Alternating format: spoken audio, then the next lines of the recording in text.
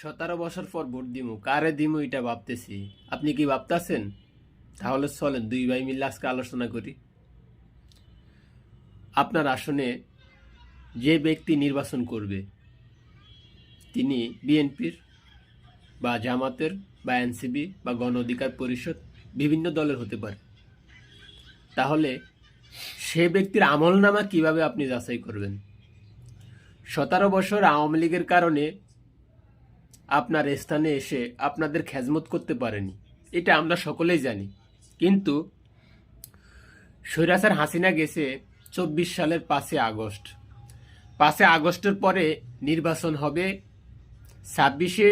12 ফেব্রুয়ারি। এর মধ্যে আপনার আসনে ওই ব্যক্তির ভূমিকা কী ছিল, ওই ব্যক্তির নেতা পেতার ভূমিকা কী ছিল, এই আমলনামাগুলো আপনি যাচাই করবেন বা একটু নজরে আনবেন, তাহলে আপনার ভোটটা দেওয়া একটু সহজ হয়ে যাবে।